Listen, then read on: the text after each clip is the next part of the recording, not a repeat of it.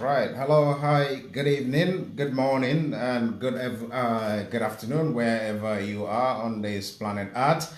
This is Sky Power FM Radio from our studios here in West Yorkshire, Leeds. My name is Mustafa Jame. We're back on here to discuss issues, or if you may call it, factors affecting our communities, as well as our development here abroad and back home in the Gambia. Our topic title tonight is domestic abuse. With me here in studios is the director of Edag, Miss Dado Sane. That's Dado Sane here. And Miss Dado Sane is the director of Edag. Edag meaning Eradicating Domestic Abuse in the Gambia. And Mr. Salifu Mane. Salifu is the director of Mobe Mental Health Care. We'll be having Miss Mariama Samate, President of GAMSA, on board during this program as our guest speaker. Guys, thanks for coming. Welcome to Sky Power FM, lady and gentlemen. If I may start with you, Mr. Mane, how would you define domestic abuse, Mr. Mane Salif? Thank you very much, Mustafa. Once again, thank you very much for inviting me to this program. We think you are doing a fantastic job in terms of creating a platform where issues like this can be discussed for our communities here in Leeds, UK, and globally. We've had this discussion before about domestic abuse, and obviously domestic abuse has a wide range of definitions. And some of the definitions are applicable to the context, maybe where one lives and where one's culture is. But I took out this one, and I mentioned it before. It was developed by the UK government, and it says, what is domestic abuse? UK government's definition of domestic violence is any incident or pattern of incidents of controlling, coercive, threatening behavior, violence or abuse between those aged 16 or over who are or have been intimate partners or family members, regardless of gender or sexuality. The abuse can encompass, but it's not limited to psychological, physical, sexual, financial, and emotional. So domestic abuse has a wide range of patterns, and it has a wide range of definitions. And as I said, some of the definitions can be applicable to specific cultures, traditions, and countries. So psychological, it can be physical, it can be sexual, it can be financial, and it can be emotional. Right, that is right. Sal, if the definition for domestic abuse is something that is really important, and if we look at it in this aspect of like in where we are now and then back home in the Gambia, what do you think is the main cause of domestic abuse, Sal? Yeah, there are many reasons that can cause domestic abuse, not just one reason. Reasons, for example, like an arranged marriage. People are in a marriage that's lawless, and or a marriage that is facing a wide range of social and domestic challenges like poverty. There isn't enough money around to put food on the table, for example, from the man's perspective. And domestic abuse can be caused by alcohol. People, there is, for example, in the UK, a lot of domestic violence that's reported has some flavor of alcohol consumption to it. So alcohol can be, can contribute to causing domestic violence. But sometimes, though, the root cause of domestic violence is what, people who are involved in it find it difficult to sort of establish. It can come as a result of no reason, and sometimes when people are frustrated in a relationship, they can, be violent, domestically, and they can use that power and control they have over an individual to abuse them domestically. And sometimes domestic violence is caused by a lack of communication between two people who live under one roof or within families, because domestic violence can be partner related. It's mostly partner related, people who know each other very well. But domestic violence can be outside partner relationship as well. So when we look at domestic violence, we should be looking at it from a broader sort of context so that we are able to sort of nail down the root cause of a particular domestic violence, because it can have a wide range of causes. All right. If I may come to you, Ms. Sane Dado. Dado is the Director General of Edag, Eradicating Domestic Abuse in the Gambia. If I may start asking you, Dado, what is Edag all about? Thank you, Mustafa. As Uncle Salif said, thank you for creating this platform where we could all come and express ourselves and our worries. Edag is a very, very new charity that's been established to eradicate domestic abuse in Gambia, as domestic abuse is a worldwide issue, and I believe that it's an issue that we need to tackle as a nation in Gambia. Edag, like I said before, it stands for Eradicating Domestic Abuse in Gambia. One of our aims is to provide support for anyone who is a victim of domestic abuse and survivors of domestic abuse. And we provide support on a one-to-one basis or groups, as we feel this helps victims to not feel alone.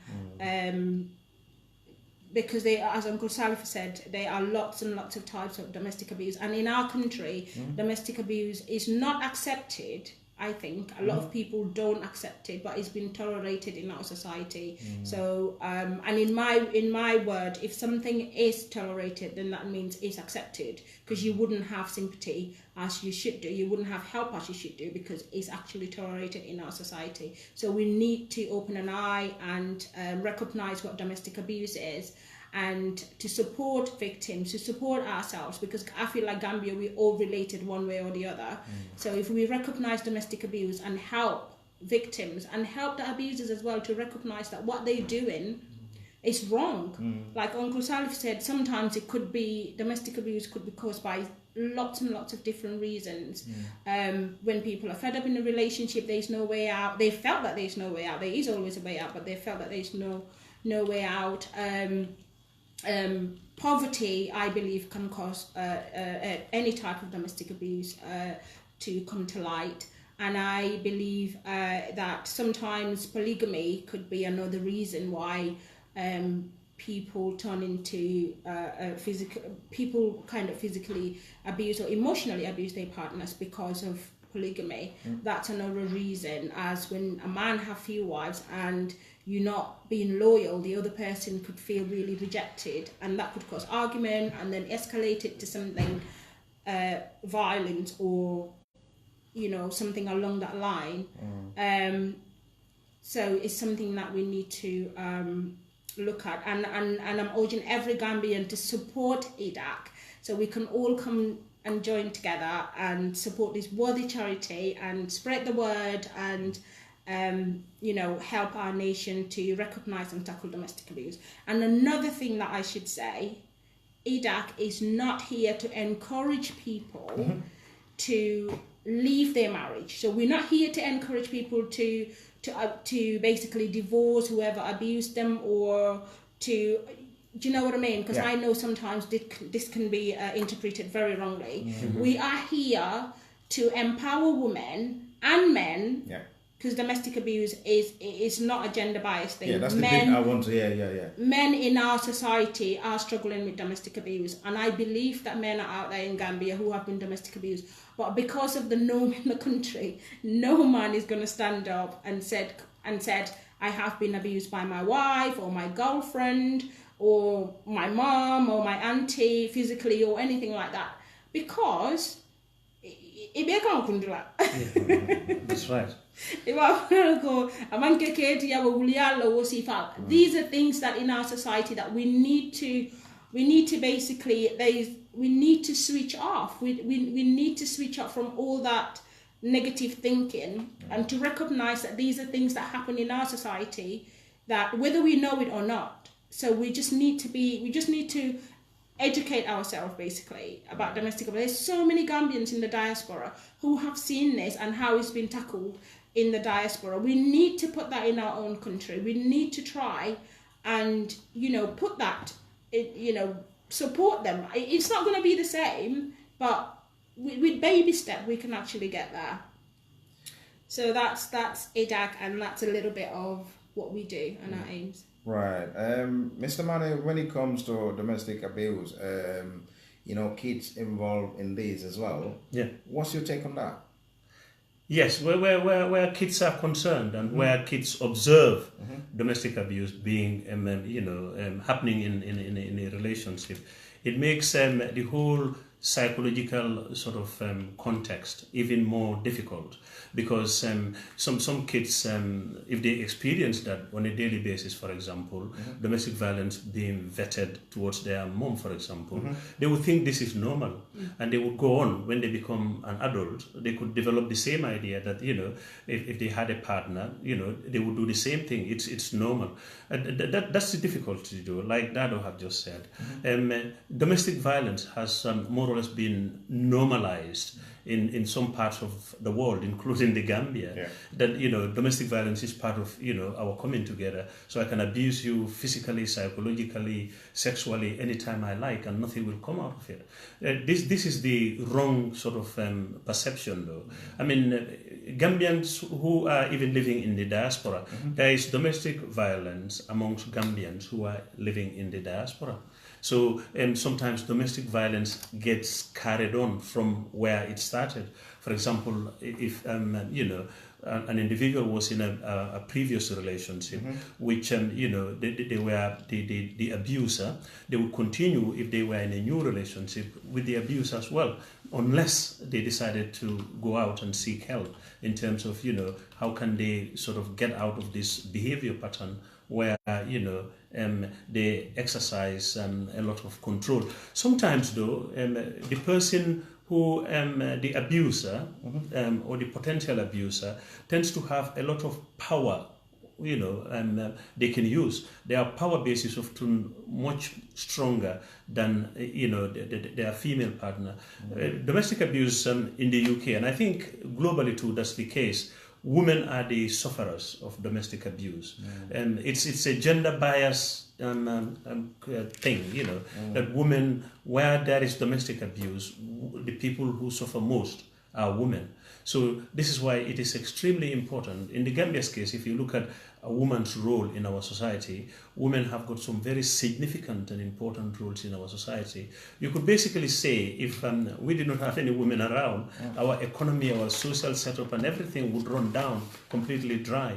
So this is why, where women are the victims, it is important that we come together, talk about this openly. And I think one of the difficulties one is going to face if you want to introduce domestic violence as a subject in the Gambia is this culture of silence. People would not like to come out to talk about it because they would see it as something that would maybe reduce their influence, or that would reduce their voice in society. So this is why Dado mentioned education. Education is a very important equipment when it comes to introducing anything that addresses domestic violence in the Gambia.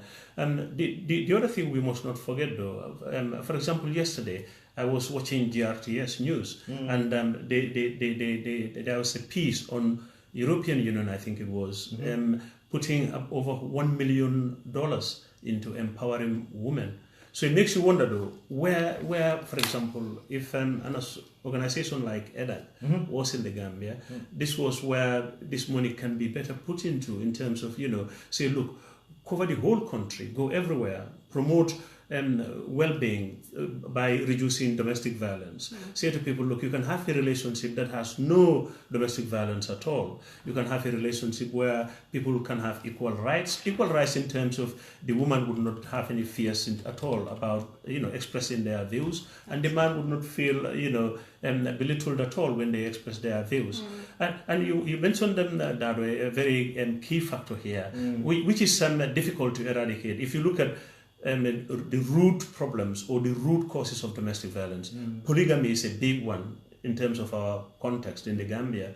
Obviously, in order to look at domestic violence extensively and objectively, you need to look at the setup, the relational setup that polygamy creates, because it creates friction, it creates a wide range of miscommunication, and in the middle of domestic violence is miscommunication. If people were communicating better, there would be less domestic violence, you would assume, because then they would be listening to each other, they would be trying to sort of meet each other's needs, and the other person, the other party that has more power and control over the other one would feel more sympathetic in terms of understanding the weaker one's needs and how the weaker one also needs to shout now and again. So the polygamy, I'm afraid, the complexity of polygamy, the foundations of polygamy does not give people a lot of room to sort of look at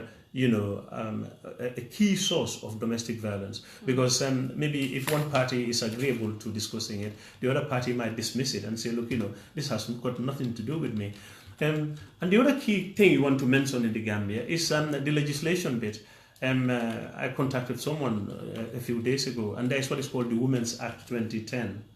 It was enacted in Parliament in 2010. Right. It's a piece of legislation. But I told this lawyer that I have 99.9% conviction that it is not being used at all, because what's the point having legislation that's not being used?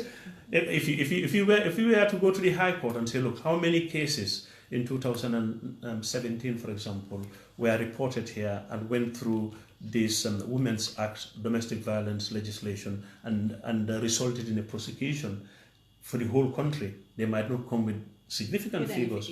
So it goes to show there's a big culture of silence in the Gambia when it comes to talking about domestic violence. But I think what needs to happen from an Edag point of view is to take the message to the people who own it. You say, look, this is your message. How do we deal with this? Because it needs to reach every community. Right, like you said, Sal, Dado, you've been the director of Edag. What sort of approach have you got in head or in mind to convince or to talk to people in all aspects and all levels? What sort of approach have you got? Well, the approach that we have as Edag is to go into communities, because we want to meet real victims. We don't just want to sit in the UK and just basically just send somebody in the community. We want to be there as obviously the believers that we need to eradicate domestic abuse in the community, meet real victims in schools. And our intention is, I personally, this is one of the main intention that Edag have, because I believe in young people. I work with young people every day, and I believe in young people, and I just want to give young people opportunity, the young people obviously from Gambia. We aim to go into schools. We're aiming to go into schools as little as primary schools, to basically introduce domestic abuse into kids. High schools, colleges, workplaces, community centres. We are like the villages where nobody wants to go. We will go in there and have a chat with communities, just to give women that little platform to actually just come together and, even if it's not going to be a cup of tea, obviously, but we'll do a tea on we chat. We just, we get to know the people. And I'm sure if anybody is a victim in that society, to make them comfortable, to make them trust us, to tell us their problem, as we just want to recognise them. So our help could go to those women, and whatever helps they need, we will actually try and provide it. So, because women do struggle. I was reading actually a book about violent, what's the book called? Tackling violent. in women, something like that. I can't really remember. And there was actually a global research made in 2009, and it says the research was gender and age profile of victims detected globally in 2009 regarding domestic abuse, and it was 17% of girls and 10% of boys, 14% of men. But a staggering percentage of 59% of women worldwide have struggled from domestic abuse, at least one form of domestic abuse. And for me, that's like shocking. And I know this. I'm not, naive about domestic abuse. I kind of, know domestic abuse. But my point is, men, guys, come on. How can you abuse a woman that you said you have married her, or be in a relationship with her, have a kid with her, but you want her to raise your kids, educate your kids, empower your kids, but she's not being empowered herself. She's broken. She's sad. How can a woman smile to their kids, be the best mother to their kids, if they actually not been fulfilled as a human being themselves? How do you switch off? And I know women are doing a great job. We basically multitask in every single way. We will switch off from being crying to actually, playing Play-Dohs with our kids. And that's how strong God made us as women. But one thing that Uncle Salif will say that I need to talk a bit about is the silence. The silence on domestic abuse is not just Gambia, it's worldwide. We need to switch that silence off. We need to shout globally about global justice, not just in Gambia. We need to shout about global justice wherever we are. Domestic abuse cannot have a room in our society, in our country, wherever we live in this world. We just need to recognize what it is and just tackle it before it kind of escalated to the next level.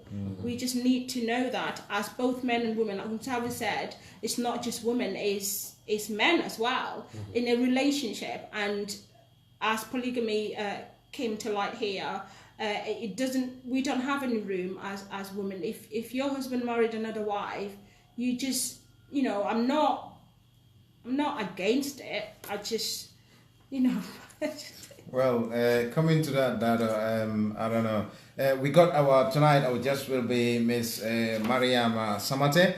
Mariama right now is online, so we'll try to get hold of Mariama now. Mariama is the president of GAMSA. He will be coming on board as our guest tonight.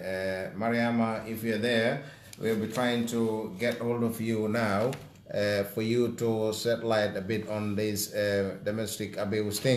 So before we get hold of Mariama, Salifu, what's your take on silence? Yes. Silence, obviously, if people don't shout, if people are in pain and they are not crying, you wouldn't know, you wouldn't recognize it. Of things about domestic violence. People who would have been successfully prosecuted, for example, as a result of silence, would not go to court at all. So to break the silence culture, it's a massive challenge, because we need to reassure people that this is an unacceptable behavior, domestic violence. As Dado said, you cannot bring somebody with the intention to live together and then you start physically, sexually, financially, psychologically abusing them. It doesn't add up at all. It has no room at all. When we discussed this subject, we said almost every in every relationship definition, people should be saying domestic violence is zero tolerance. It's not going to be tolerated. The silence again, and when people are victims, they have this inner fear that if they told society what they are experiencing, people are going to laugh at them. People are going to say, look, you are a very weak person. People wouldn't take them seriously. So in order to break the culture of silence, again, we need to take the discussion to the people and say, look, we've been born and brought up in this society. But from our observations, from our experience, and from our knowledge, having been abroad, compared and contrasted, how life is abroad and how life is here, clearly we have come to the conclusion that there's definitely a problem in our society, and one of the key problems is domestic abuse. So we know there's a problem. Having known what the problem is, how do we proceed in terms of what do we need to put in place? What instruments do we need to put in place to tackle it, as a community? It needs to be tackled from a community front rather than an individual front. But then, people can, form groups, domestic violence, the fight against domestic violence groups in local communities, schools.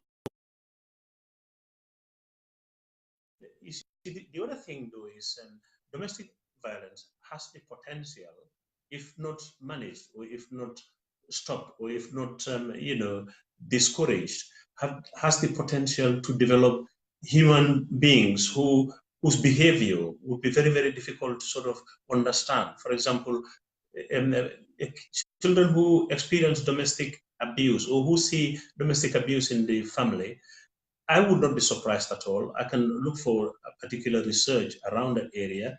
I would not be surprised at all if they became bullies, in school or in local communities. Yeah. That's so true. if a child experiences domestic violence within the family setup, there's a good chance, I don't know what the chance is, that the child may go on to be a bully, because they see that as a norm. The normalization of domestic violence in our culture, in our traditions, in our religion is wrong. So we need to go out with that message and promote healthy relationships. A relationship, you can have a relationship that's without domestic violence. It can have other challenges, but a relationship that's domestic, go out with that kind of message. What's your take on, when it comes to partnership, working with people from the grassroots level, or if I may say, working with people, the local people? What's your target, when it comes to that? Because there's this culture and tradition that makes it a bit kind of difficult, if I may say. Yeah. Like, how do you break that? How do you intend to break that? That. It's going to be hard, obviously. It's going to be very challenging, and we are actually equipped for that. So we just going to obviously go with the right flow and go with the right intention, as we have the right intention for the people of the Gambia, just to eradicate this issue in our society, to educate people. But I believe that with the right intention, people will talk to us. People will open up. And I'm sure that there's so many desperate women in there who have been silent for so many years, would basically, but because they have not been given the platform to actually talk about domestic abuse, it's just, it's not been talked about. Society in Gambia, if a man battered their wives, it's most of the time is obviously the elders will sit down and talk to the man, don't beat your wife again, it's very wrong, don't ever do it again, look at what you've done, things like that. There's nothing further than that. It's just, this is it. Not to say, munum problemoti, what's the problem, what's going on in the house. Women are not even being asked these things, and it's a thing that, especially in our society, as Mandinkas, we're not very open about these things. We don't have this kind of conversation with our kids. If you say that, Dada, are you trying to say that communication is lacking? I think, communication is like a huge part of domestic abuse. It's the fact that, issues are not being tackled to end. It's like if couples had a fight, and the woman's not been given a platform to say the reason, or a man's not been given a platform to say a reason, or they said that, then it's like, okay, where do we talk about this? How do we go from there? And if those couples are couples who have got so much issues in their marriage, that issue is not going to solve. Both partners are being suffocated in that relationship, and then one day they will just both snap. The man will snap or the woman will snap. But because they don't have that platform for them to talk about, for the man to say, this is my problem in my marriage, and the woman said, this is my problem in my marriage, and they basically need to sit down and tackle the issue and agree to it, but with the help of the professionals. People need to accept the help of professional, and I know sometimes in Gambia that can be an issue, like ibitelo kumo satalo jumale or things like that. But people need to accept that Nisa said that you go to the doctors. It's like mental health. Nisa said that mental health was something that people don't talk about in Gambia. It's just like, you know, ni nyamate nyalamate, that's it. But before imo nyabamala, there are issues many along they womarika was signed to the show. Exactly. You know, but people don't tackle that. And domestic abuse is the same. People see it. Physical abuse is one of the common ones. Me alonko molkaje, you know, maybe a nyaba yitiring or you know, you've got bruises on your arms. But then sometimes people don't ask. And if they do, the woman can just feel so ashamed to say, oh, okay, Mbute, or my husband battered me, or, you know, likewise men, you know, my wife, you know, tripped me over, or basically abused me, because it's just not something that we talk about. You know, women can cover these things. Oh, I tripped, oh, I fall, oh, I this, oh, I that, oh, you know, I walked into a door, those kind of things. So people make excuses for these kind of things because they don't have a platform to express themselves. So, you know, the police are not probably doing very much about it. There's no communities that would go in and say, look, this is it. You know, women just need to talk about. And as Uncle Salif said, I've never heard of this Women's Act in Gambia, and really know much about the constitution in Gambia. it was enacted in 2010. Exactly, that's what, a few years ago. Right. So, yeah. Like you said, you know, as we said, we introduced earlier in the program that we'll be having Mariama Samate, who is the president of GAMSA. Mariama is here with us now at the minute. Mariama, welcome to Sky Power FM Radio. Thank you so much for having me. I was having problems. My phone is horizontal and it was telling, I'm sorry, vertical, and it was telling me I need to have it horizontal. So I was having difficulties getting in.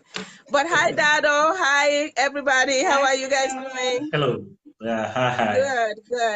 Good. Right. I think your organization is a great organization, and I think it's well overdue that we have an organization in the Gambia that is addressing this issue. Because we all know, you know, where we grew up, we see domestic abuse every single day. It becomes a norm at some point. People don't take it to be anything you know, they don't take it to be very serious, and it is a very, very serious issue because I want to take the point and talk about it in terms of mental health. How is domestic abuse linked to mental health? We all know that a lot of times when you have this abuse, and abuse can be in different forms. It can be mental abuse, physical abuse, verbal abuse, mental, which means emotional abuse. It can be any of those things. And we see that most of the time when that happens, what happens is it creates a lot of anxiety in the victim. The victim has a lot of anxiety. The victim usually would develop some mental health issues. Depression is one main one that you know, they can have, and they will have anxiety issues. You see, even in the classrooms, kids that are being physically or emotionally abused, they can't even focus in the classrooms because they have all these anxiety issues that they're going through. They can't focus. They can't, you know, now thinking about it, I'm thinking that I have, you know, while I was going to school, there were several of my classmates who were going through this, you know, physical abuse, or maybe any type of abuse that was affecting them in the classroom. But you wouldn't know, I wouldn't know, because nobody speaks about it, right? Exactly. Nobody wants to talk about it because it's something that is done within the confines of the house, and you don't bring it out unless and until you are asked. And even if you are, I think it seems to be getting an incoming call that is causing the pixelation. nobody does anything about it. Even if you are asked and you speak about it, nobody does anything about it. So basically you are on your own. You are on your own in terms of emotionally, who is going to help you for you to get to another, to the point where you are comfortable, to the point where you can talk to somebody and say, I need help. We lack that in the Gambia, and I think it's contributing to a lot of psychological issues on the ground that we don't know of, because these cases are not reported. But I think an organization like this, you can bring this up, and if I'm telling you, if I would urge any Gambian to embrace this organization, because what it's going to do is, if you are able to accept that I am being abused, that is the first thing. You have to accept that you are being abused. And if you do accept that, then you are more likely going to be able to talk about it. And if you start talking about it, that's when you begin to realize some of the symptoms that you are showing that is related to the domestic abuse, and we said, we cannot say this enough. This is not only women. Even men are being domestically abused, whether if boys are being domestically abused. So this is, when we say domestic abuse, it doesn't necessarily mean it's only women. Women usually have the larger share of it, but most of the time it's not only them. So children, men, all are emotionally abused. I'm sorry, abused domestically. Now, most of the time, men would face the emotional abuse, because you have like you guys were saying, you are a polygamist, you have several women, several wives. So the discord between these wives can emotionally affect you as an individual. You see what I mean? They don't even know. People think when you have 2 wives or 3 wives, the women are the one who compete, who do this, who do that, and they are the ones who suffer. But you as a man can also suffer, because the discord between those wives can have a huge emotional impact on you as well. So it looks like it's like a full circle of abuse going around in the household or in the community, and nobody knows how to tackle it, because they don't see it as impactful on their lives, or impactful on the society. And it is, we see, even in the United States where I am, we see a lot of people coming in and say, I'm here because of marital issues, and because my marriage, this is what is going on, I'm being physically or emotionally abused. I can't focus, I can't keep a job, I am always rushing, I am always scared to even get to the house, because I'm thinking, when he is there, he is going to either verbally abuse me or he is going to hit me. So it creates fear in people. Domestic abuse creates fear, it creates anxiety, and that can lead to depression.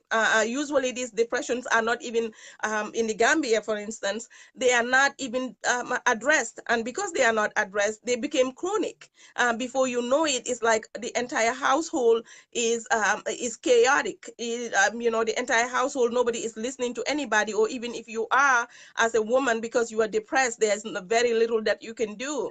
So I think this organization is a good organization, and I think what you are doing, people should be receptive to it. They should be, welcome you with open arms, because you are not saying don't marry 2 wives, don't be like you. That's not what you are saying. What you are saying is, let's talk about this, let's talk about it and find a solution for it. And I think that's admirable. So you think, what is the main cause of this? And do you think silence is something that is affecting us in this, like silence, not talking, and then also Mariama? I wouldn't say silence is the cause, but silence actually makes it acceptable, right? Silence is not the cause of it. The cause is our society is such that, because of the polygamy and because of the close-knit nature of our society, there is bound to be abuses because of how we operate, how we live. In the United States here, if you are 18, you are likely going to leave your family and go on your own. In our communities, that's not the case. You can be married and you are still living in the family home. So because of the nature of the way how we live, that has a tendency to increase the abuse, or leave the cycle of abuse to fester for a long period of time. So I would say the nature of our societies is one of the reasons. But polygamy, I think, is a major contributor to abuse. Polygamy is a major contributor, and another thing in terms of abuse when it comes to children, it's our corporal system of punishment. You know, we I don't know about you guys, but I know I grew up a lot of times. My parents don't call me and say, come and sit down, let me talk to you. No, that's not what they do. When I do something wrong, they are gonna physically just maybe smack me or do something or hit me for me to respond to what they want me to do. So because we have this corporal punishment in our societies, that also tend to increase the number of abuse, especially among children. And you go to school, I will tell you an example. I don't consider myself a dumb person, but I cannot, for the life of me, even today, I cannot read my multiplication tables. You know why?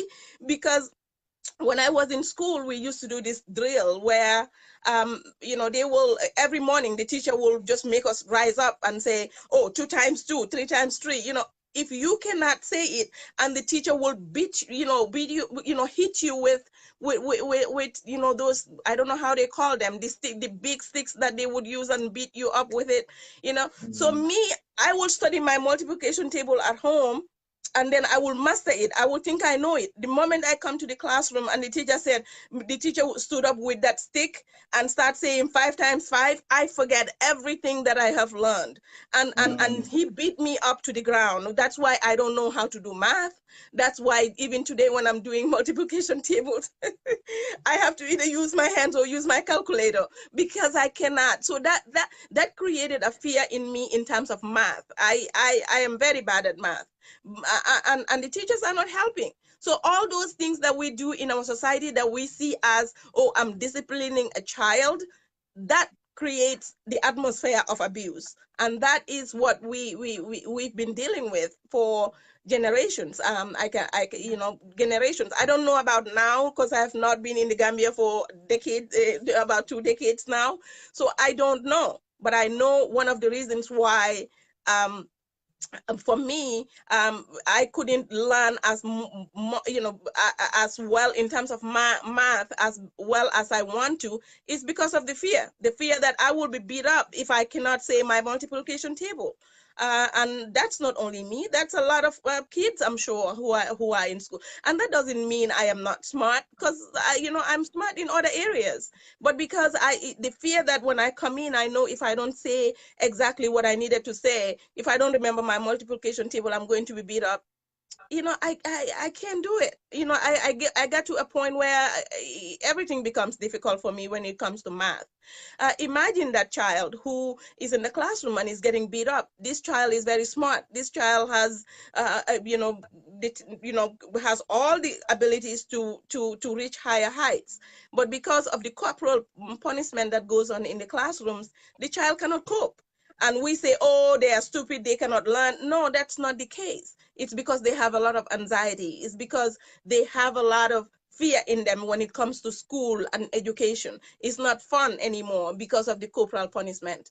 And that's why we have but because we make it normal. To us, it's normal. You have to know your time multiplication table. If you don't know it, you go to school, they will beat you up. And that's okay.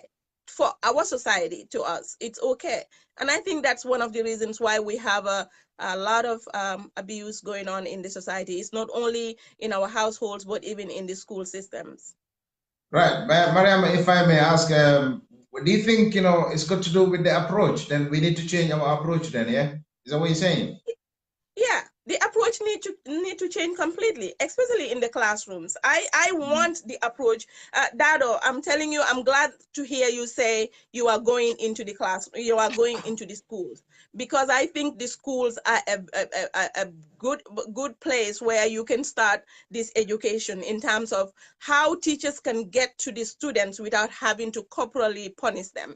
Our kids go to school, they go to schools here, they don't beat them up, and they learn, they do their homeworks, right? They learn, they do their homeworks, and they are not corporally, they don't punish them. So that can be done in the Gambia as well. It can be done. They don't have to be physically beaten for them to, follow directions, for them to listen, for them to, learn. So these are things that I think if we are able to teach that in the classrooms, in the schools, and the teachers are receptive to it, it can have a a great impact on society as a whole. Because you imagine if you start that in the schools, every school that adopts that program where they are not going to beat the students up, when the students have a problem, they can go to the teachers and face them. They sit them down and talk to them. And everywhere that we have that program, you will even probably see it in the test results. It's going to show up in their educational, the approach to education, and how they are embracing what they are teaching them, and how they are taking in that information as well. So I think if you are able to take this to the school levels, and it's receptive at the school levels, then you have a way of bringing it into the families, and then talking to the parents, talking to moms and dads, aunts and uncles, and let them know, look, abuse has negative effects. It has negative effects not only on how we deal with each other, but also on our psychologically, it does have effect on us.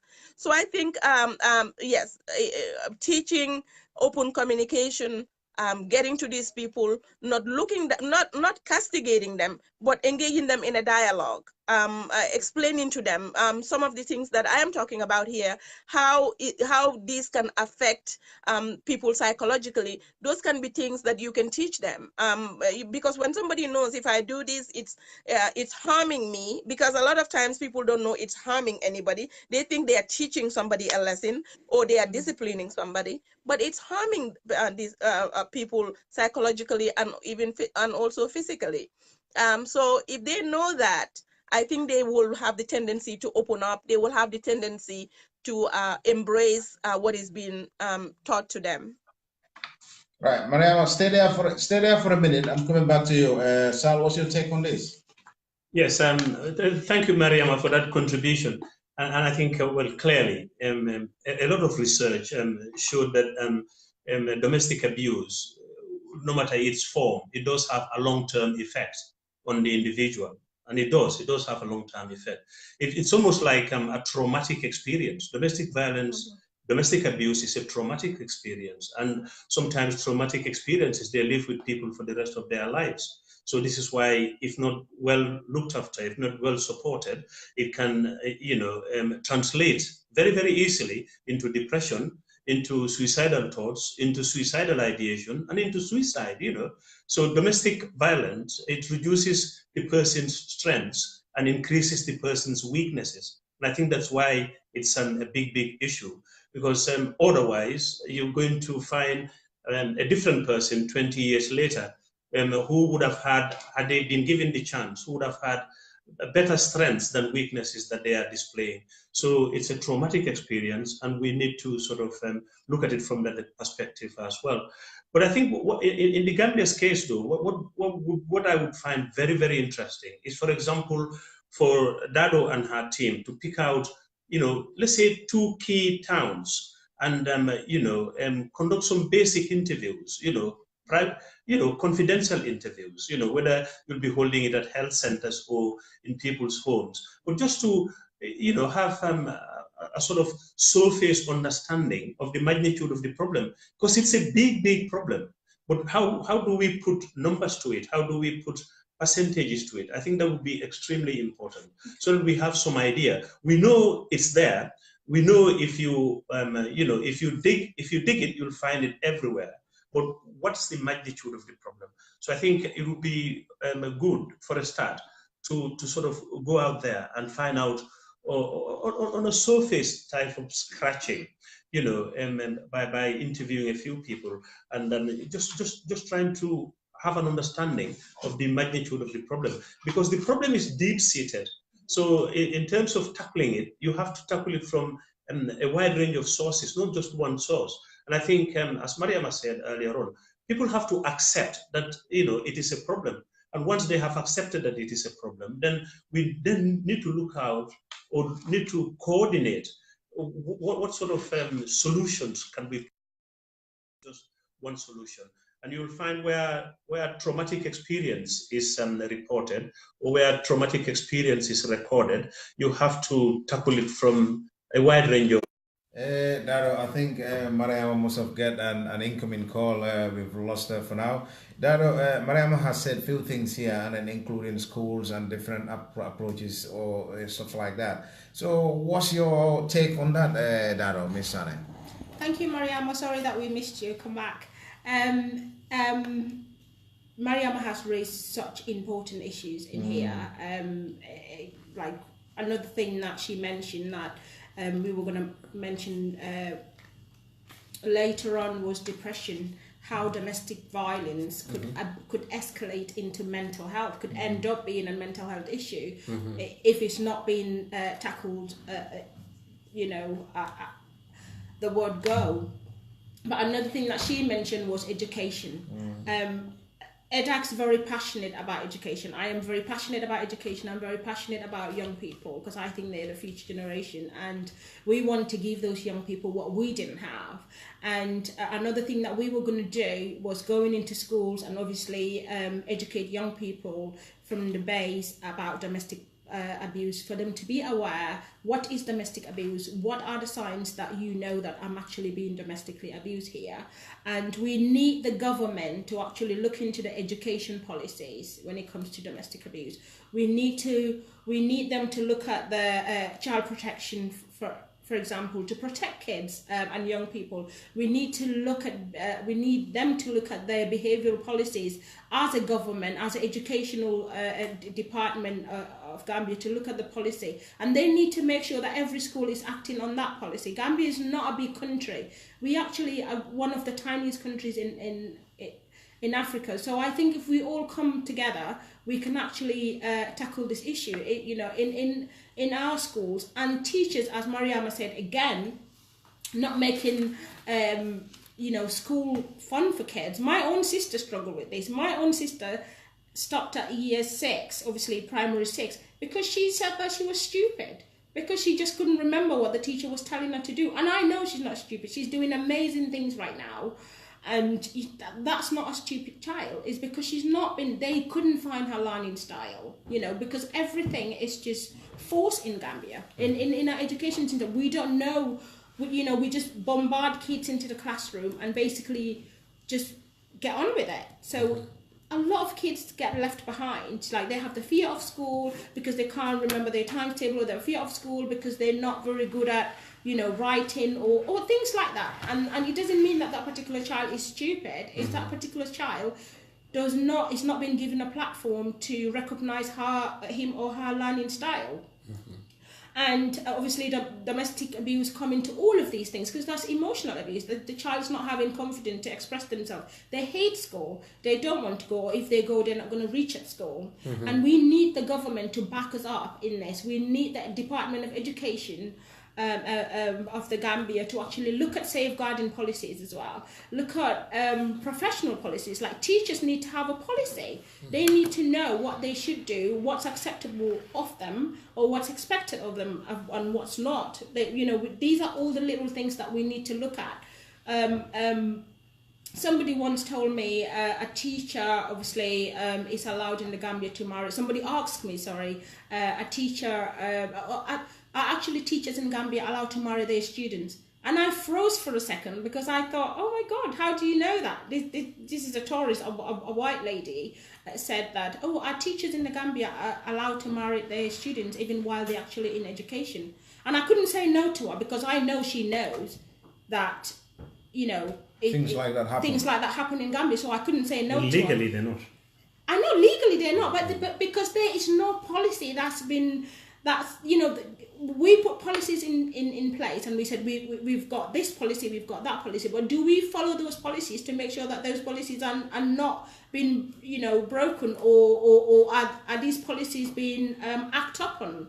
Do we do that as a nation? These are the education department needs to know that this is the education department's policy. They need to make sure that every school in Gambia being little or big, whether it's a city school or is somewhere in my native beautiful Basse, you know, whether these people following this policy, is this policy being acted upon, is this policy existing in all schools in Gambia, being private sector or public sector, because the government needs to have their policy and the private schools need to follow that, which I believe that they are, because the people that are left out here are the state schools. It's the state school children that are being left out here, that are not being listening to. And this is another thing that the government need to obviously act upon. And I have to say to this lady, as much as it pained me, I have to say to her, yes, they actually do. And she's like, really? And I said, yeah. And she said, I actually do know about this, but I just want it as a Gambian, because I don't know many Gambian. I want your take on it. And I said, yeah. And my own cousin is a victim of that. A teacher took her out of year 9 to marry her.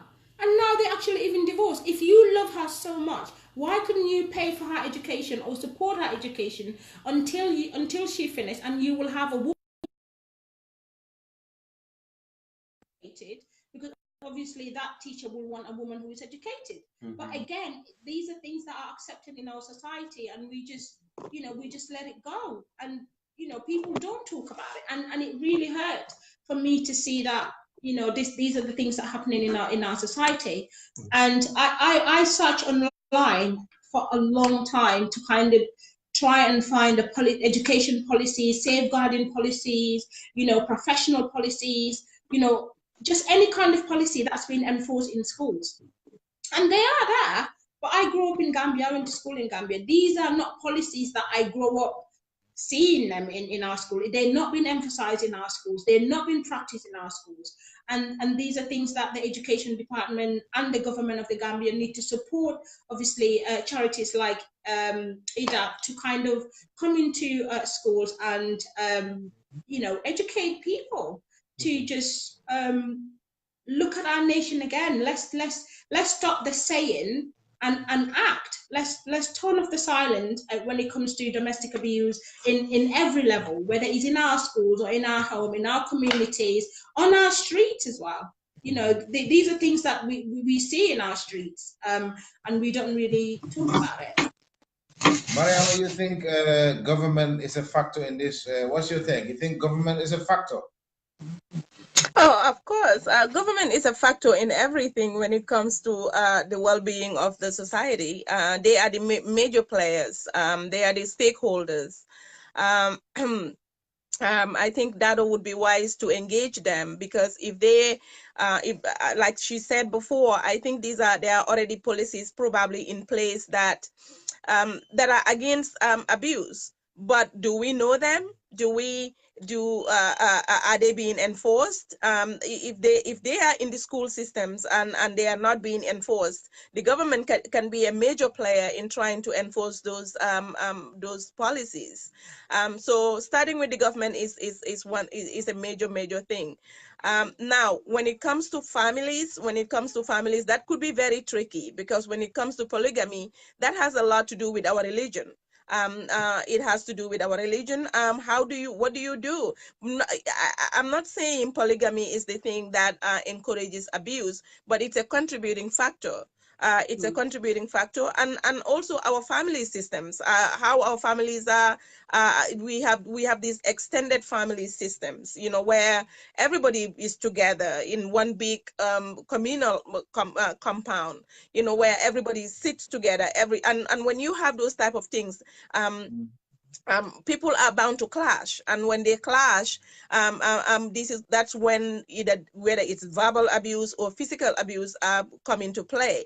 So this abuse is not only even between just the husband and the wife, but it's even among family members. It's among family members. So like I told you before, I think this is something that is rampant, but we don't see it as abuse. When we talk about it, we don't see it as abuse. To us, it's very normal. Now kids come to my office, I see them for ADHD, attention deficit hyperactivity disorder. I see them for that. Gambia, when you tell somebody, oh, the child can't focus in the classroom is because they have ADHD, they'll be like, what are you talking about? It's just that he's rude or he doesn't listen, So those are the type of things that the government can come in when it comes to putting in place policies that can support Dado and her group, but and also support the society against abuse. But I think also our culture, we need education, we need sensitization, we need to to talk to these people and let them know what it is in this whatever Dado is doing for them. Because when people don't know what it is that you are doing, what it is that they are going to gain from it, they are not very likely going to embrace it. So what are you going to gain from it? Just to, for us to say, oh, we are going to talk to you so that you don't beat up your wife or your kids or whatever. That's not going to motivate anybody to to join these things. But what are the things that are going to motivate them to join them, to listen, to realize that I need to leave my old ways and go to new ways? What are some of those things? I think it would be better if Dado and her group can brainstorm on those things.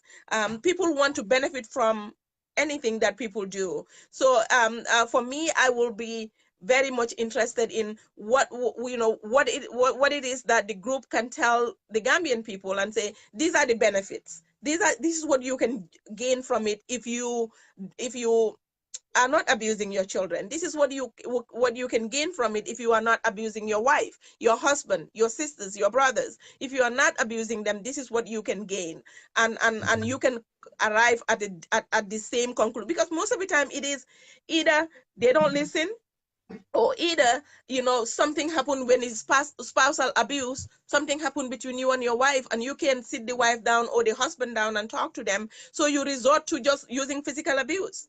So it's lack of communication, and if we are able to build on our communication skills in our societies, in our families, in our homes, I think a lot of these abuse issues can go away.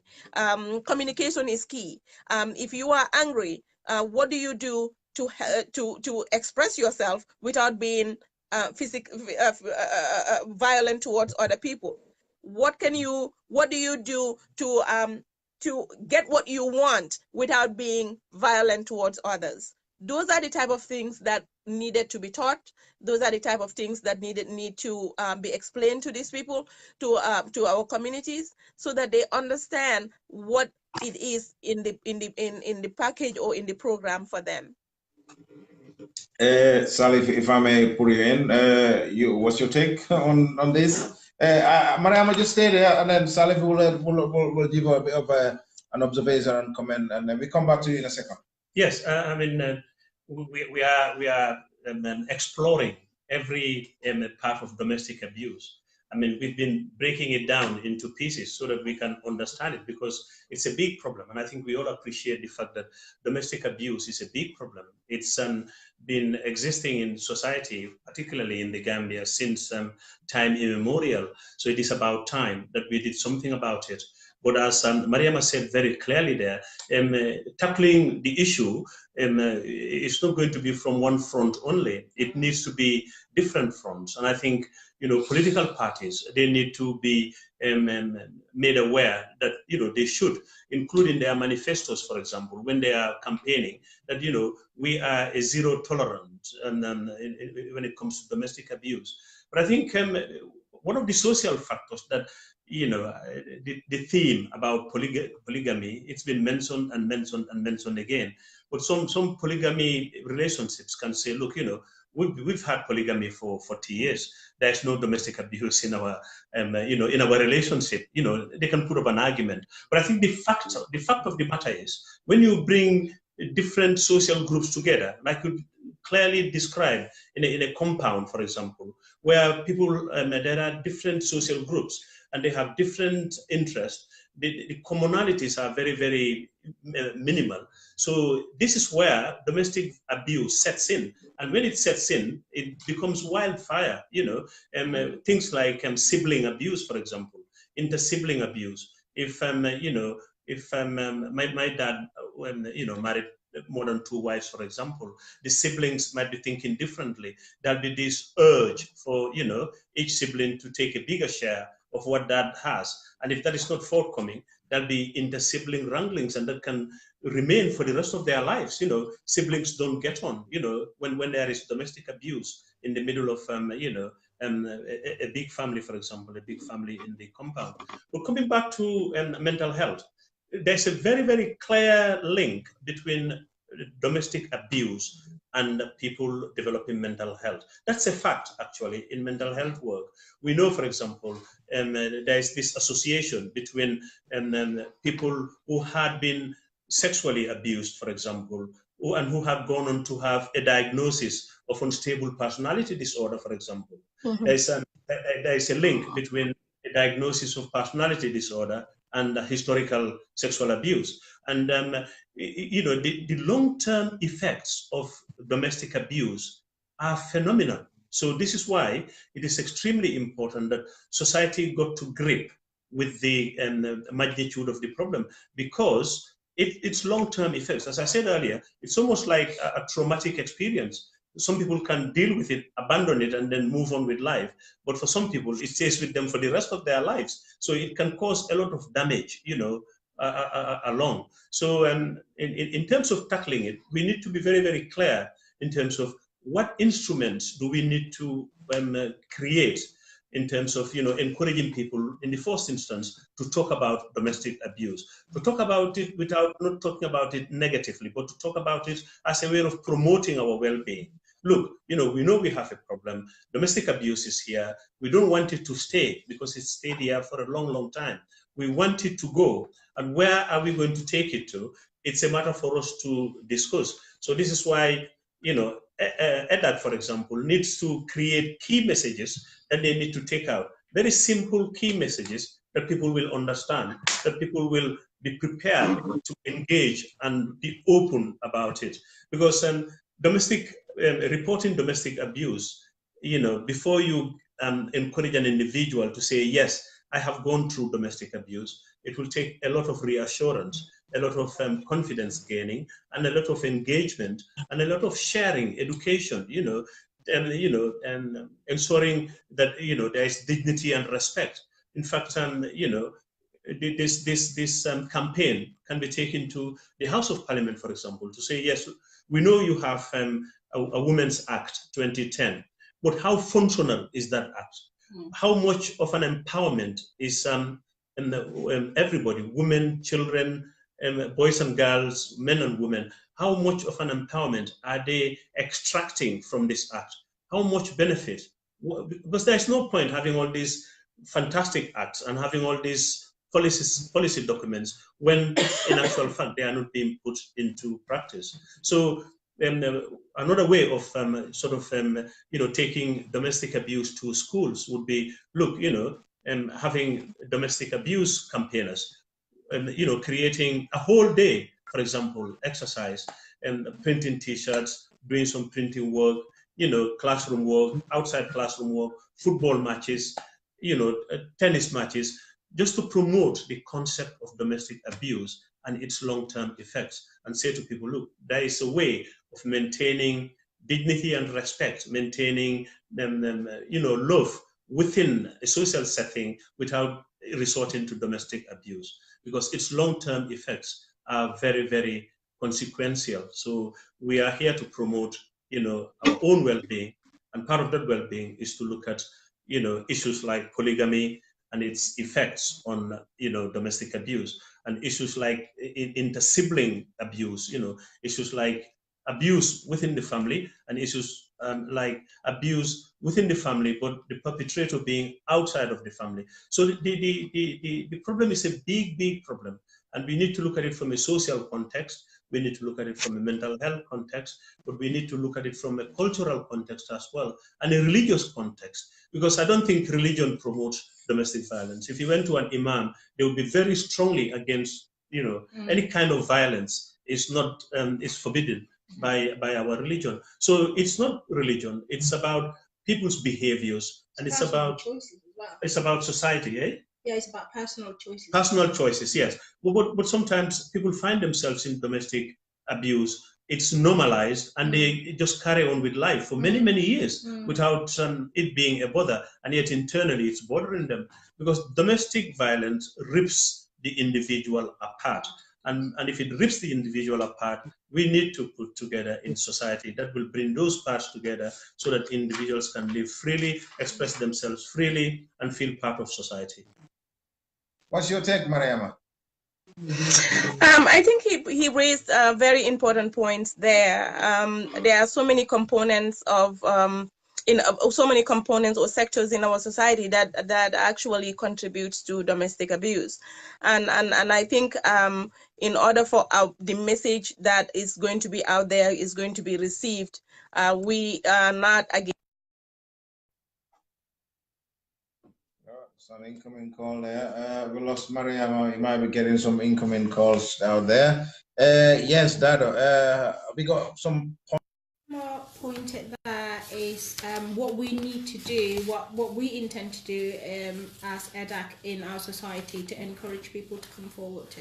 We is as I said earlier on, Edag is a very new thing, but we have a lot of aim. We have fantastic lineup, and we wouldn't be able to do this without the government's backup. We need the government to actually support us and back us up in this, because we are actually doing the job that they probably should have been doing. But we just want the government to support us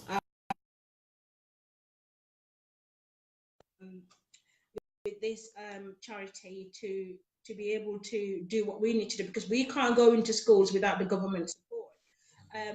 We want to obviously create groups in communities, a platform for women to come in, not just formally and informally as well, like activities, creating I don't know, sewing groups, or things that we obviously going to go into society and find out what interests people. And we are going to start from the base. We're going to listen to victims, and we're going to obviously try and support them with whatever they class as their needs, what they need. And like I said, we can't go into schools without the support from the government, because the schools wouldn't let us. So we need the government to support us so we can go into schools. Like Uncle Salif said, create footballs. We intend to do summer activities for kids, and and we intend to educate our boys. And another thing that I want to talk about, Mustafa, is sexual abuse in our society. Yes. That's the abuse that it's a very uncomfortable abuse when it comes to our society to talk about. Yeah. And this is one of the main reasons why I want to go into schools to talk about domestic abuse, especially our young men. We need to educate our young men about sexual abuse. We need, as a woman, we need to not fear that we're going to be raped, or we're going to be discriminated because of the way we dress, or anything like that. Women are taught how to protect themselves, to not be raped, to not be to not be a victim of sexual abuse. But who is teaching our men and our young men how not to abuse a woman sexually? Who is telling them what not to do when it comes to sexual abuse? Who is telling them that these women have actually got rights to actually walk on the street at 9 o'clock in the evening without a fear of being abused sexually? So these are some of the things that we want to teach boys in schools. We want to raise awareness for our young people to know that it's not okay to abuse somebody in any form, but especially sexual abuse, which I think is basically a growing matter in our society in Gambia. But we need the government to back us up. We need the government support to let us do our job and to come into society, and we need the society to open their hearts and let Edag in, and to know that we are not there to cause problems, but again, we are not there to actually encourage people to divorce their husbands, to we're not there to break family up. We're not going to break families up, or encourage people to fall out. We are there to tackle domestic abuse or any form of abuse. We are there to educate people to know that we could have a better life, we could have a better well-being, we could have a fantastic mental health without abuse. We just need to take that off, because it's the base of everything. It starts from abuse and then escalated, and as Mariama said, into depression. And there's so many women who suffer from depression in our society that they just get on with it. They just literally get on with it. There's some women who cry all night and wake up in the morning and put on a smiley face just for their kids and get on with it. So it becomes like a vicious cycle in their lives. It becomes like, it becomes part of their life. And these are things that are not normal. It's okay to not feel okay. It's okay to wake up in the morning and not feel like you just want to get out of bed. It's okay, because that's what abuse does to people. And one man said to me, black people don't what did he say?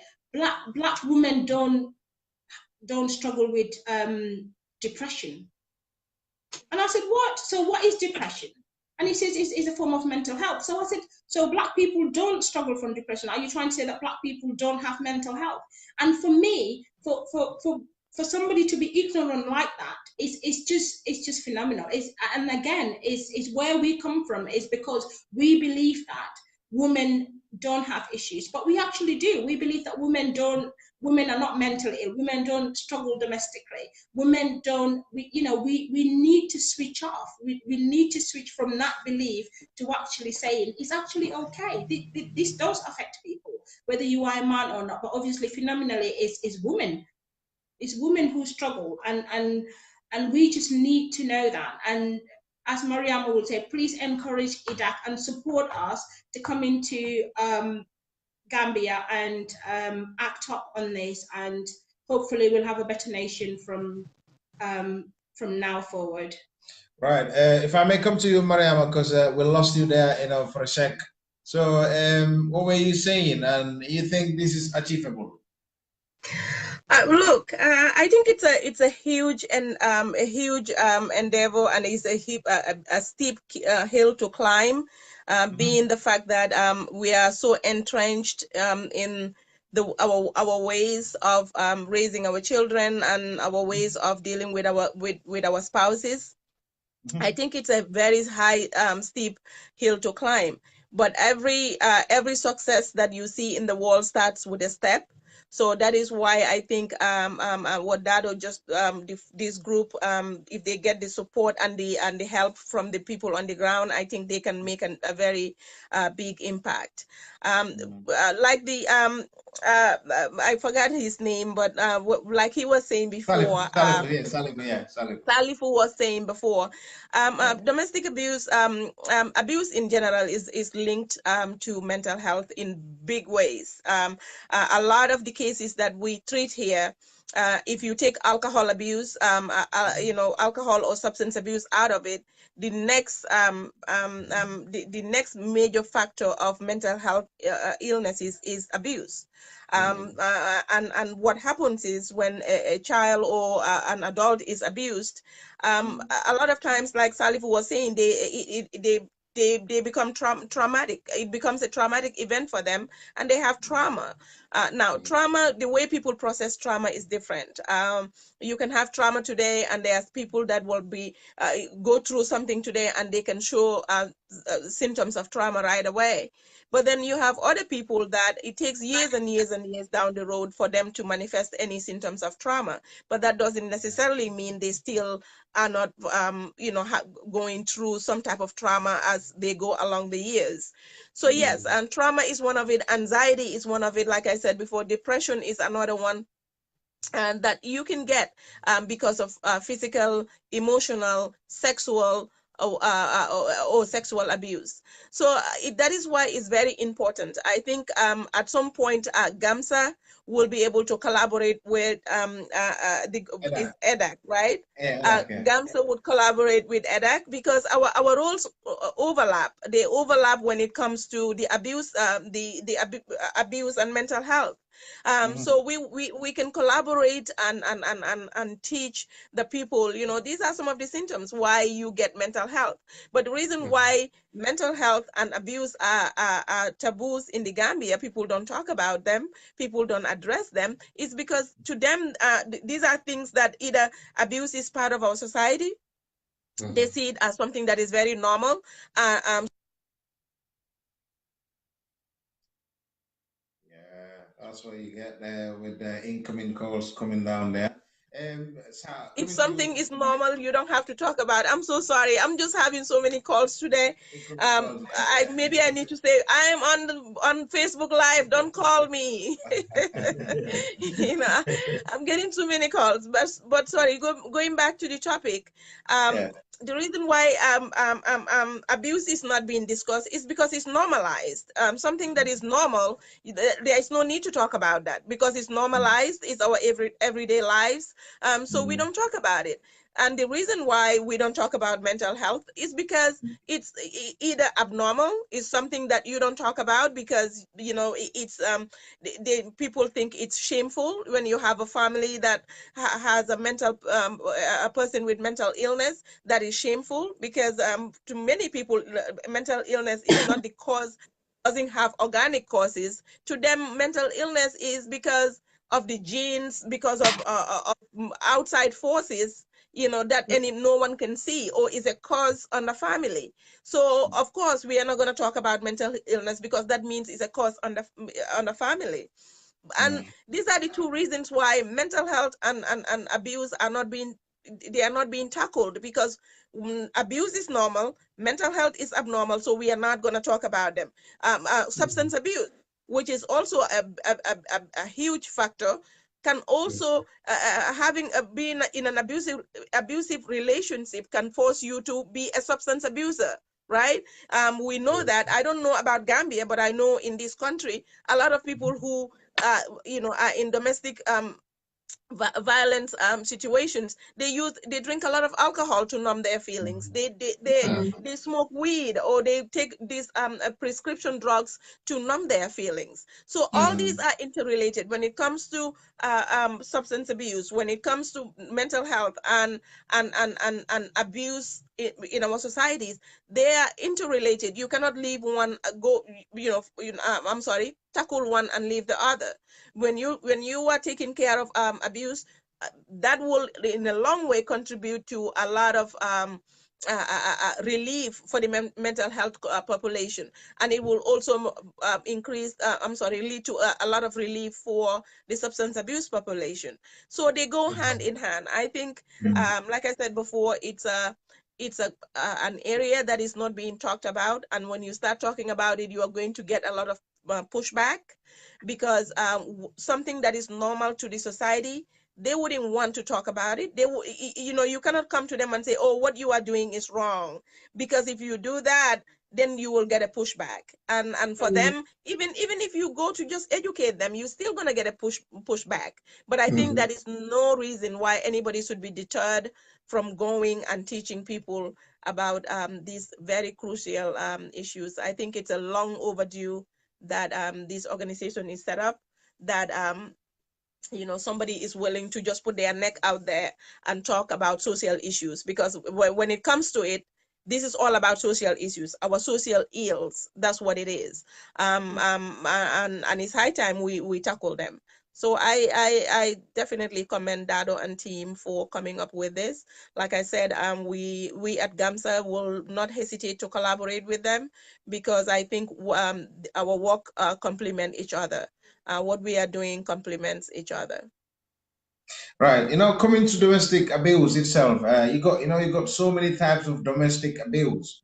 So, can you think we need pinpointing this domestic abuse bits? You know, like saying we need to elaborate on this one more to filter it down in that sequence. You think that might help? Because you're saying there earlier you did mention about polygamy is one of the factors, and then financial could be some of the factors. Which one do you think could we keep in point and then work on it in that sequence? You think?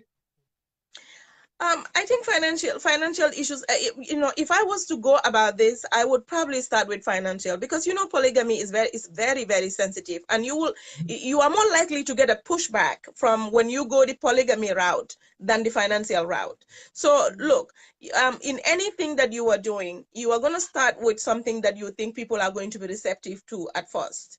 And Yeah. as you tackle that, people become used to you, they become used to your message, then you can go to the harder ones, the harder stuff, right? If I am in a Dados group and I'm supposed to, I would say go with the financial, and go with the school systems, because those are easier to understand, and people are more likely to be receptive to those messages than when you go and say polygamy causes abuse. When you say that, Controversy. you will get especially from the male population. I know women would embrace you, because I don't know many women, not many women want polygamy. Okay, so you will Why be is that? Why embraced is from that? the. Why is that? Well, look, Mustafa, I think that is another discussion for another day, because I can tell you so many things. Oh I dear. can tell you so many things why that is, that women don't embrace polygamy. That's for sure. I know that for sure. But in order to have a widespread support, I think I will start with the school systems first. The corporal punishment in school systems, we need to lay off on those things. I'm telling you, they don't help anybody. I am a victim of it myself. And thinking, I had nightmares going to school at the time. Nightmares going to school when we have math. And like I said, I don't consider myself a bad student. And I don't consider myself not smart, but because of what this multiplication thing and beating me Yeah, the up way it's because of been the taught. Yeah. multiplication, it Yeah. makes me not even want to go to school when there is a multiplication drill in the morning. I don't even want to step in the school, because I can read this and understand it, and as soon as I go to school and then the teacher stood up with his stick, I forgot everything I learned the night before. So I think the school systems are a very good place to start. I will To start start. with the school systems, and maybe um, get the support of the government to eradicate corporal punishment in schools. You can punish a student without punishing them physically. You can punish a student without being physically abusive to them. So obviously, if the government comes in and help them, I think the school systems are a very good place to start. Now, in the communities, if you want to come and talk about abuse and stuff like and abuse, domestic abuse, I would start from the financial perspective first. Start from the financial perspective, and then if your message is being received, people are knowing about, they are receiving you, they are listening to you, then you can go to the polygamy realm, because I think it's going to be very very very very useful that these people know how, when somebody is abused, that can affect your mental well-being.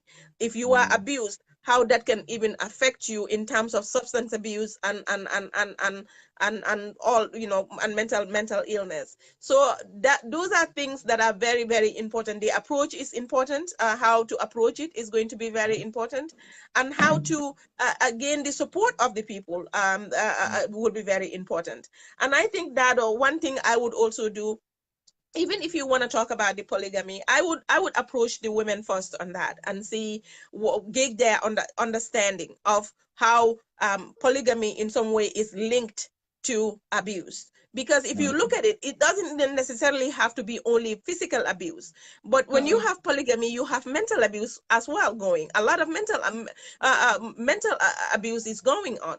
I'm sorry, emotional abuse is going on in polygamy societies, because like I said, not many women welcome polygamy. So if I do not welcome it, but I'm forced to I'm forced to go with it. That right there is an emotional situation for me on a daily basis. Every single day that I wake up and I see this woman, I'm emotionally, there is an emotional pain attached to it. So I think, you know, having these women and talking to these women and gauging their understanding of polygamy and abuse, that will empower them to have the understanding and be able to link these things. Now, when you get to the women, then you can gradually go to the men.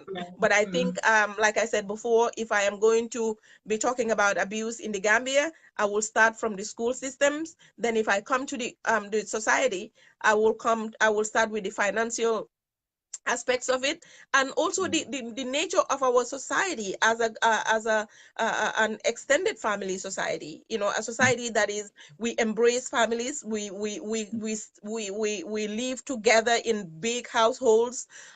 Even if you are a woman who you are married and you and your husband are out on your own, you would still have family members who would want to come and stay with you. And every time you have a large groups of people living in one area, there is bound to be conflict, because we are not the same. You know, we tend to do things differently. There's no monolithic way of doing things in a family, and that tends to create a lot of tensions, a lot of problems in families, and those problems can sometimes lead to emotional or physical abuse. So can we tackle this? You stay there, but I will come back to you in a sec. Charles got a take. Yeah, well, that's the challenge, isn't it? Can we tackle this? Yes, we can tackle it, but as we all said here, it's a battlefront that cannot be tackled single-handedly. It needs to be coordinated. How we tackle it, people need to be sensitive of you know, how to tackle it, and people need to put in place very, very clear, simple messages about what the, you know, promotion, awareness is all about, you know. So the issue can be tackled. Dado said earlier that our population is very small. We are only 2 million people, and you know, getting simple messages out there. If we put them together, do a very, very good coordination homework, it's deliverable. And I suppose what just came to my mind is, you know, how our society, no matter how small it is, how it has changed. 20, 30 years ago, the kind of discipline in bringing up families is different to the kind of discipline that's in families today. You know, I think societies have changed. I mean, globally, societies change, and when they change, the change can bring a lot of positives, but it can bring a lot of negatives as well. Bringing up a family in the Gambia today, it's a very, very challenging art, believe me or not. So in terms of, you know, the family setup, you know, how the family setup was 20 years ago or 30 years ago is different to how the family setup is today, because in today's Gambia, you know, there are a lot of economic challenges and there are a lot of societal challenges. For example, maybe 40 years ago, we did not have, you know, substance abuse, the kind of level. Then people smoked locally grown weed, you know, but the kind of weed that's infiltrated the country, for example, skunk, you know, and again, there's a very, very strong link between people who smoke skunk, that's the hard Moroccan type of weed, people who smoke it and then developing hallucinations and developing, you know, difficult mental health problems. You know, substance misuse in the country has increased. It has increased for all sorts of reasons, including maybe domestic abuse. But we need to understand some of the reasons why people use these substances is in order to cope with the trauma that's going on. Because some traumas are resolved, like Mariama said earlier, but some traumas are not easily resolved. So they live with the individual. So this is why substance misuse in the country is increasing. It is, especially amongst young people. Yeah, there is a lot of diagnosis like drug-induced psychosis, whether it's the psychosis that whether it's the drug that induced the psychosis, or whether the psychosis was there, but then Yeah. as a result of drug use, due to coping style or coping reasons, the psychosis just suddenly erupted, So domestic abuse, I mean, it sits everywhere, whether you are looking at somebody's physical health, mental health, or psychological health. It's there. All that you need to do is ask a simple question, and the person will say, yes, I've experienced a kind of domestic abuse before. This was what happened, this was what went on, and this was how I tackled it. So in terms of tackling it, yes, we can tackle it. We can tackle it as professionals, we can tackle it as local community members, but I think we need to be in the middle of the local community if we are going to tackle it properly. Then we can gauge, and what sort of instruments are working very well, what sort of instruments are not working very well, because we need to have that local community support, including the imams, the alkalolu, the head teachers, the health professionals, etc., local community workers.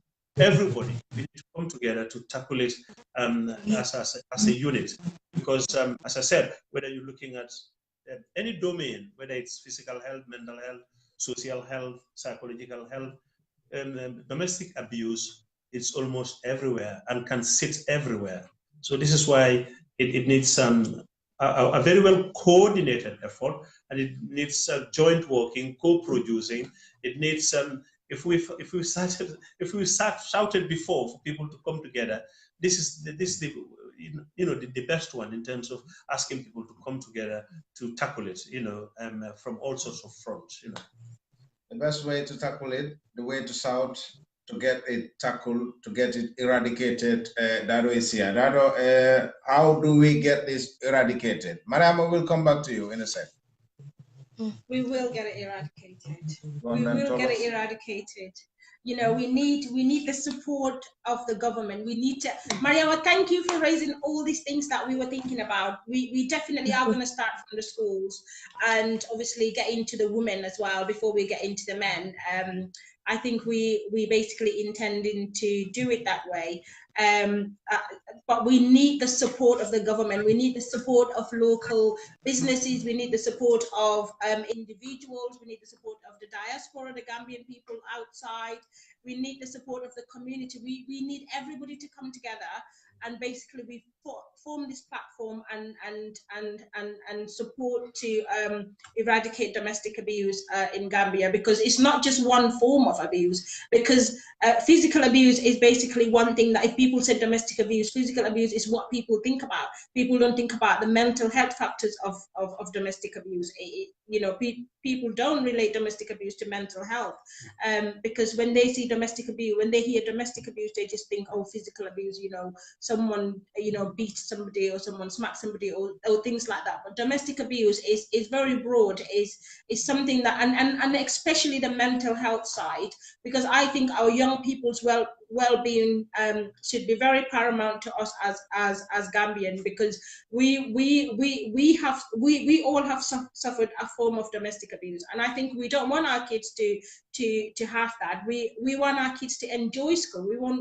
We want our kids to be educated. We want our kids to enjoy waking up in the morning and rushing to school. We don't want them to have a fear of teachers. We want them to raise their hands in class and ask questions.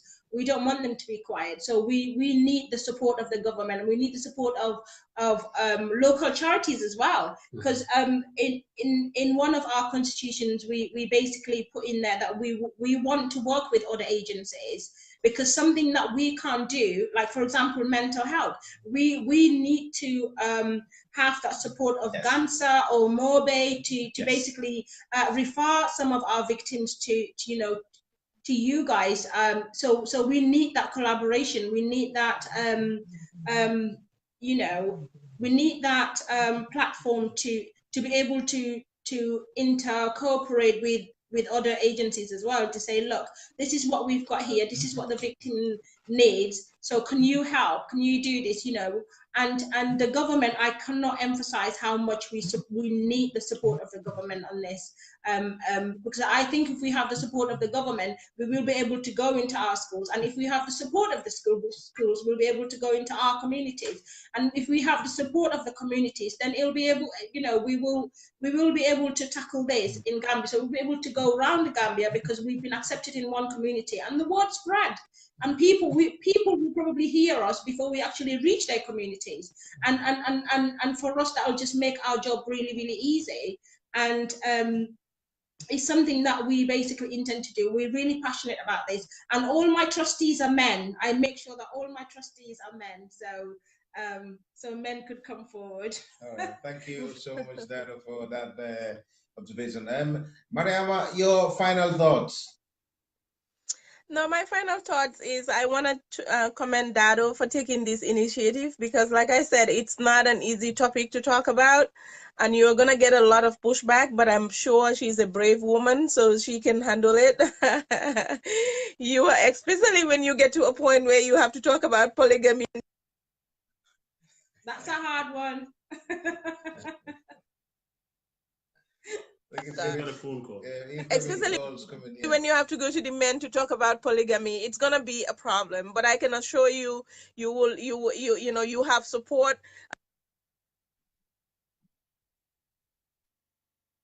Gamsa is here. Gamsa will be. We can, like I said, we have, because we can collaborate in so many areas. Since most of what we are doing kind of overlaps. We have areas where we it overlaps.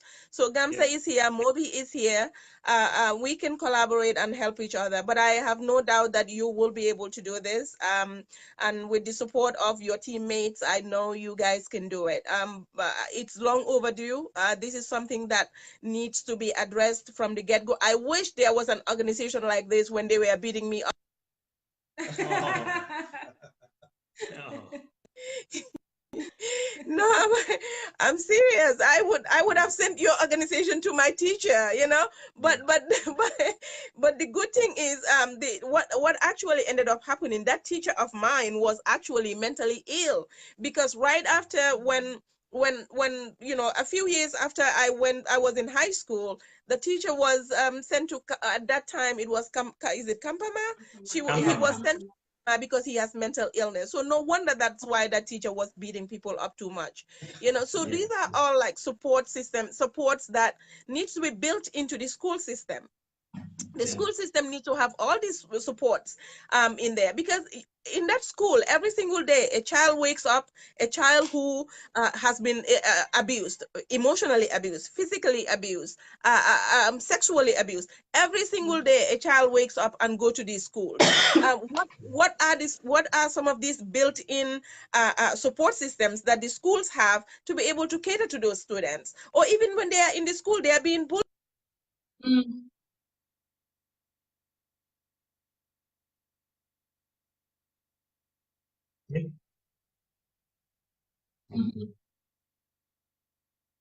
Mm-hmm.